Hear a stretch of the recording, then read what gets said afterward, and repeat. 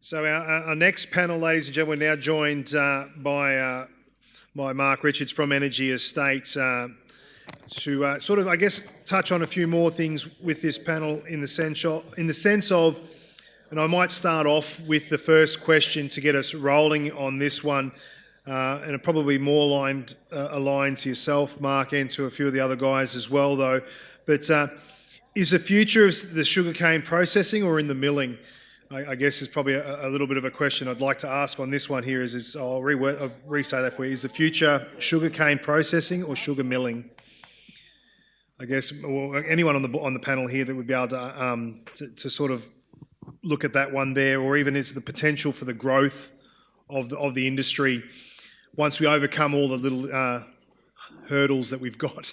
Yeah, let me jump in and kick that one off. And well, just going back to the previous panel, I mean, there's a lot of emotion attached to today, and you can feel the weight in the room.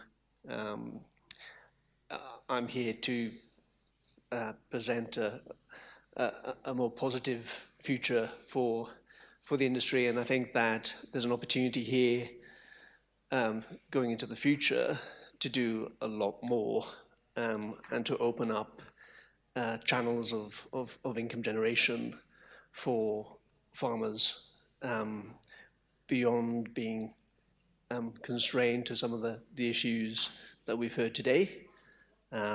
That's a fantastic story. I think there's an opportunity for continued production of crystal as well as biofuels in this region. So absolutely, I see a future where they can work together. It's not one or the other. I think both will be a very important part of this industry into the future. Mark, I've got a question here. Over here. Just over here. Are your plans still a feasibility study or a dream? Because we've been down this path for 30 years. I've been involved in the industry for a long time. I'm still young, but because of my parents' ethnic background, I like to speak English, interpret English. For 40 years, we've been hearing this stuff. Is this, how far away is it? Because it'll take a minimum of 7 years to get a bio project going.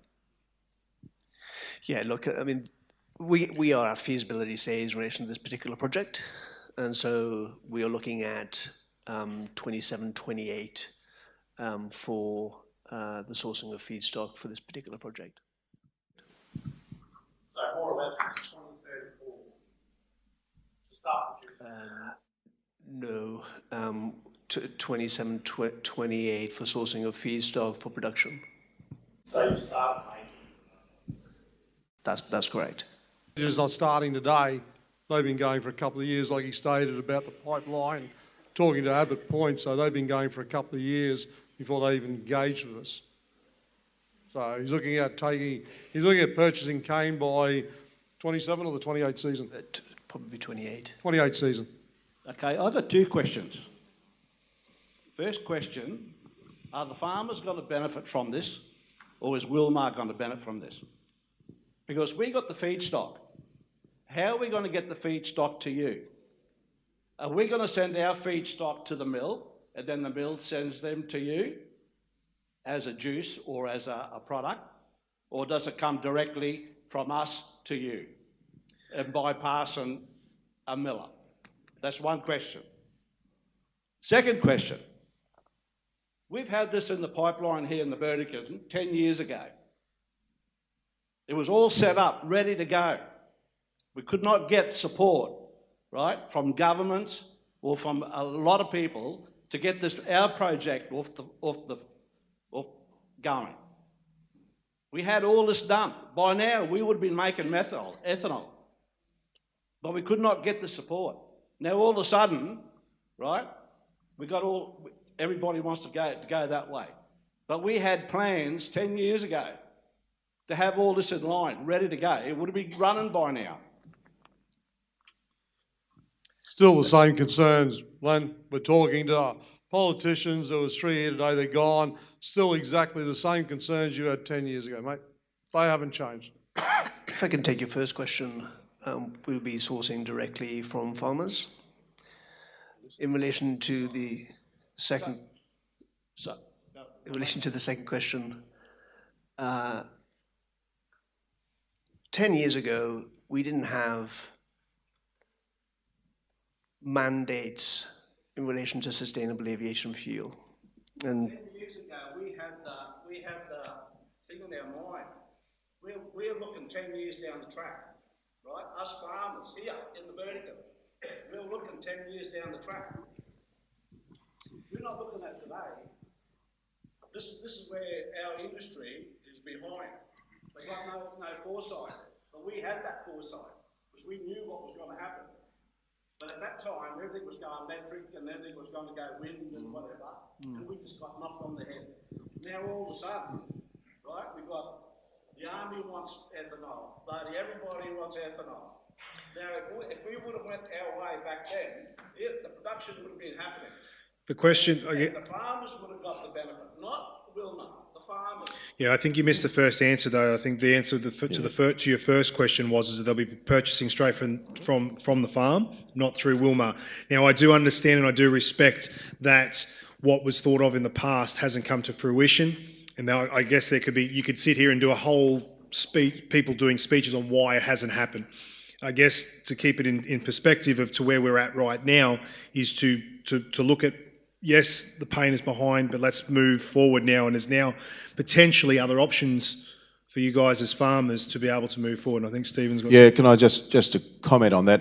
I mean, just to back up what you said, over 20 years ago, I spent a lot of time in Canberra in the sugar industry trying to get an ethanol industry going. We eventually got Dolby biorefinery going in conjunction with AgForce grain, right? And that's not succeeded, obviously, because of droughts and other issues as well. The main issue that we faced at the time, to your point, I'm sorry, what's this man's first name? Lenny. Lenny, our main problem was that every minister that we spoke to in Canberra, very often in their senior staff was an ex-oil industry person. And you can see what was going on, that we were headed off every time and we couldn't get anywhere. And so we worked with the late Peter Andren, Tony Windsor at the time, and Bob Catter and others to try and to get somewhere. And we eventually did. We had the excise mandate legislation, the excise legislation amended. And but still we couldn't get anywhere. Then we had minor mandates, as you know, in various states. We still didn't get anywhere. So I guess what I'm leading into what Mark's talking about, for the first time, the funds around the world, the governments around the world, everybody's placed their money on green outcomes of SAF and hydrogen, all this sort of stuff. It's taken until now for that to happen. And this Bowen Abbott Point precinct is the first example of governments doing something practical to set aside a real area that can actually make something that we can be directly involved with instead of banging our heads against the wall. This is the first open door, really, that I've seen of any significance in our industry in my 24 years of being in a representative role. And so I can't predict the future, but I'm going to really try hard to help make this work along with all of my colleagues out here today. Thank you. yeah, and just to pick up on that, I mean, if only that had gone ahead 10 years ago, the vision would have been a fantastic opportunity for local producers. But I think inevitably we always see the market taking the lead. And so with mandates being introduced by governments across the world for greater use of sustainable aviation fuel, we're now seeing the market shifting in this direction. And so you can't always wait for government to make decisions. The market tends to make the decision and government then follows suit with the support of the private sector. And this is where kind of we step in and recognize that, you know, this is the time, this is the opportunity for local cane growers to truly benefit. I guess I could open this up to the rest of the panel as well. I mean, a lot of you guys are producers and involved in the other side of the industry. This potential moving forward with what Energy Estate are doing. What does this feel for you guys, I guess, to share how it makes you guys feel in this scenario? I get where Lenny's coming from. Len, there's a fear factor in any new company coming in with the power that a milling company has, and not in this area, in any area. There's that fear factor that if a farmer signs up with Australian Estates and something falls over or a High Court injunction comes in, where does that leave that farmer? So that's where we actually need the government assistance and the government help to protect us making that move of Australian Estates, because 100% of the profit will be coming back to you. But there is a real fear factor that we're going to be left high and dry if something goes wrong, or we get to 28, we cancel our forward agreement on our CSA, Wilmar or Nordzucker or a milling company takes these blokes and put a High Court junction in, and then where's that leave us? They're going to make a martyr of us if they have to. So I've got the same fear factor as most growers in this room, and that's where we need senators and politicians to say, no, we've got our farmers back, you'll be fully protected. But I'm not even confident with that. But my concern is all the plans are made for our Bowen Way. But there's been no negotiation from you guys to us farmers. We're the feedlot, we're the feedstock. We're the ones that got to feed you.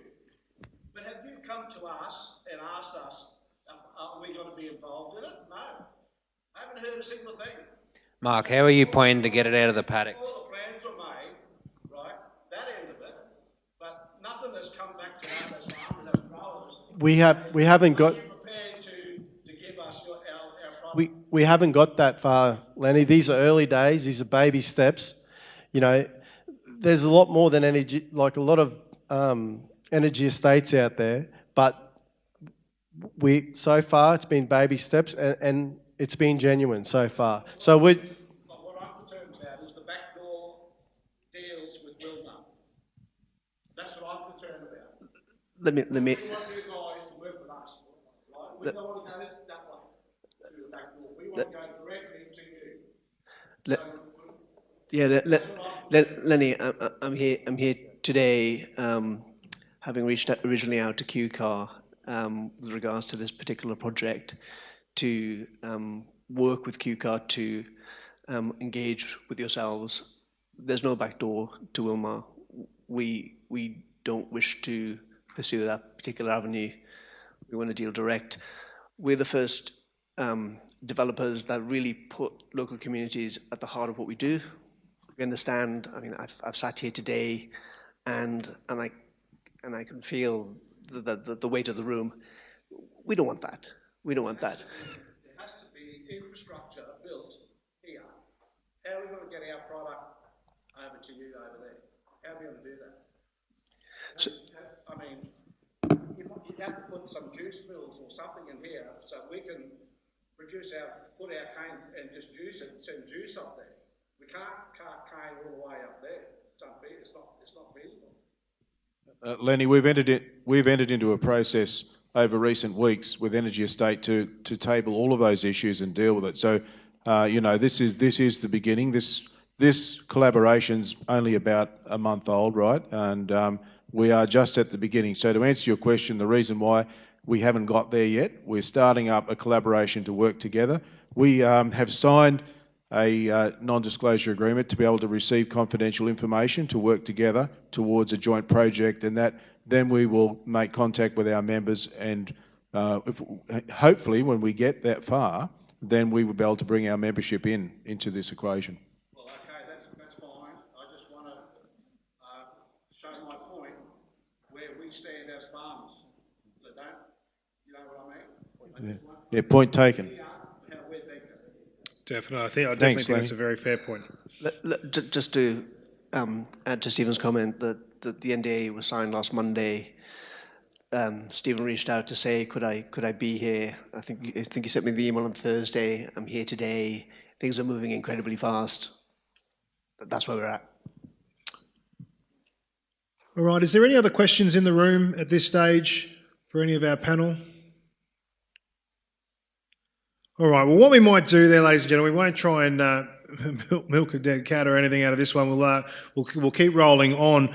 I guess basically for probably another question I'll quickly put to the guys here on the panel, just to sort of shore it up. I guess with these options that are potentially out there, what does that mean for you guys for employment, for being able to put more workers on and stuff like that locally? And what do you think might need to happen to be able to encourage people to come and work or come back to the industry?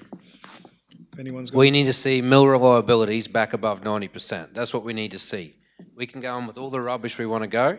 Yep. Until them mills run at over 90%, we get people back, we get crushings back into 4.5, 5 months, it's done, it's completed, they can move to another job.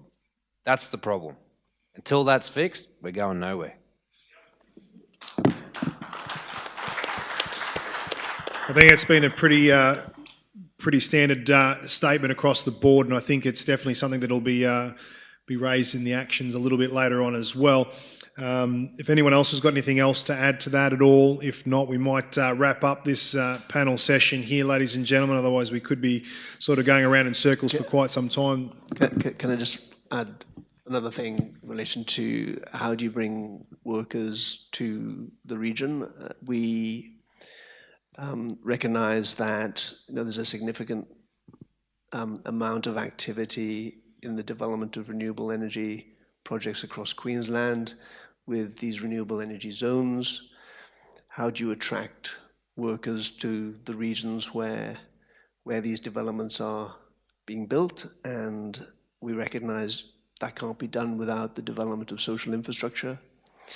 And so recognising that, we've set up a joint venture to be able to bring temporary accommodation to those renewable regions where we can house workers, and for that temporary accommodation to then become permanent housing for those regional communities, so that the regions also benefit from these projects. So at a point we'll have accommodation,